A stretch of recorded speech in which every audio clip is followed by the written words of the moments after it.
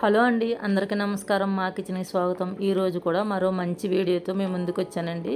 ఇవి పిల్లలైతే కనుక చాలా ఇష్టంగా తింటారు. అవేనండి చెకోడీలు చేస్తున్నాను. అది ఎలాగో మీకు చూపిస్తానండి. ముందుగా ఒక గిన్నె తీసుకుని అందులో చిన్న గ్లాస్ శనగపప్పుని వేసుకుని శుభ్రంగా 3 సార్లు కడిగిన తర్వాత వాటర్ వేసుకుని నానబెట్టుకున్నానండి. ఒక గంట ముందు, గంట తర్వాత నానింది చూడండి. ఇవి నానిన తర్వాత ఇలా ఒక స్ట్రైనర్లో వేసుకుంటే నీళ్ళన్నీ కిందకి వాడిపోతాయండి.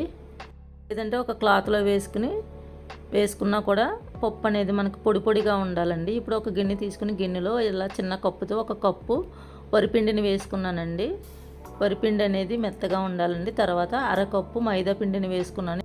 ఇవి రెండు కలుపుకుని పక్కన పెట్టుకోండి. ఇప్పుడు స్టవ్ ఆన్ చేసి ప్యాన్ పెట్టుకుని మనం ఏ కప్పుతో అయితే పిండి అనేది కొలుచుకున్నామో అదే కప్పుతో కప్పున్నర వాటర్ అనేది వేసుకోండి. కప్పున్నర పిండి వేసుకున్నాను కదా, అరకప్పు మైదా పిండి, ఒక కప్పు వరిపిండిని వేసుకున్నాను. ఇప్పుడు తగినంత సాల్ట్ని వేసుకోండి. కొద్దిగా కారం కూడా వేసుకోండి. అలాగే చిటికెడంతా ఫుడ్ కలర్ని వేస్తున్నానండి. అచ్చం బయట కొన్నట్టే రావాలంటే కొద్దిగా ఫుడ్ కలర్ అనేది వేసుకోవాలండి. మీకు ఇష్టం లేకపోతే కనుక మానేయండి. వేసుకున్న తర్వాత ఇప్పుడు 2 పిండిలు కలిపి పెట్టుకున్నాం కదండి. ఇవి నీళ్లు మరిగేటప్పుడు ఈ పిండిని ఇందులో వేసుకొని స్టవ్ ఆపేయండి. స్టవ్ ఆపేసిన తర్వాత బాగా కలుపుకోండి. కొంచెం చల్లారిన తర్వాత దీంట్లో కొద్దిగా ఆయిల్ అనేది వేసుకుని ఇప్పుడు చేతితో బాగా ముద్ద అయ్యేటట్టు బాగా కలుపుకోవాలండి. నేను చెప్పిన ఈ కొలతలతో కనుక చేశారంటే సేమ్ మనం బయట కొన్నట్టే వస్తాయండి. చేకోడీలు అనేవి చాలా టేస్టీగా ఉంటాయి. కరకరలాడుతూ చాలా బాగా వచ్చాయండి. ఇవి బాగా ముద్ద అయ్యేటట్టు కలుపుకోండి. ఇలా సాఫ్ట్గా రావాలండి పిండి అనేది. ఇలా వచ్చిన తర్వాత దీనిపైన మూత పెట్టేసుకోండి. లేదంటే పిండి అనేది పొడిగా అయిపోతుంది. మనకి చేకోడీలు చేసుకునేటప్పుడు సరిగ్గా రాదండి, విరిగిపోతాయి. అందుకని మూత పెట్టేసుకోండి. మీకు ఎంత కావాలో అంత పిండి తీసుకుని మూత పెట్టేసుకోండి. పెట్టుకున్న తర్వాత చిన్న ముద్దను తీసుకుని ఇలాగ ఒక ప్లేట్లో కానీ దేంట్లోనైనా సరే చిన్న ముద్దను తీసుకొని ఇలా రోళ్ళు చేసుకోండి.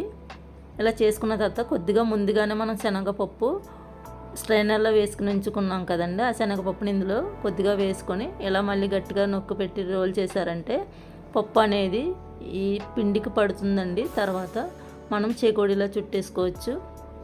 చూడండి, ఈ వీడియోలో చూపిస్తున్న విధంగా మీకు ఏ సైజులో కావాలంటే ఆ సైజులో చేకోడీలు అనేవి చేసుకోండి. ఇవి చాలా సింపుల్గా అయిపోతాయండి. ఇలా చేసుకునేటప్పుడు మనం జాయింట్ కలుపుతాం కదా, కలిపేటప్పుడు మనకి పప్పు లేకుండా చూసుకోండి. ఎందుకంటే పప్పు ఉంటే కనుక జాయింట్ అనేది సరిగ్గా అతుక్కోదు. అప్పుడు మనం ఆయిల్లో వేసినప్పుడు విడిపోతుంది. అలా కాకుండా జాయింట్ చేసేటప్పుడు పప్పులు ఏమి లేకుండా కరెక్ట్గా జాయింట్ చేసుకోండి. అలాగే ఇది ఫస్ట్ టైం చేసినా కూడా చాలా సింపుల్గా చేసేయచ్చండి. ఇప్పుడు స్టవ్ ఆన్ చేసి తగినంత ఆయిల్ని వేడి చేసుకోండి. వేడి చేసుకున్న తర్వాత ఆయిల్ వేడెక్కిందో లేదో చూసుకుని తర్వాత ఒక్కొక్కటిగా ఈ చేకోడీలని ఇందులో వేసుకోండి. ఇది మీడియం ఫ్లేమ్లో పెట్టుకుని వేసుకోండి. వేసుకున్న 5 నిమిషాల వరకు కదపకుండా అలానే ఉంచండి, లేదంటే విడిపోతాయి. కొంచెం వేగిన తర్వాత రెండో వైపుకి తిప్పుకోండి.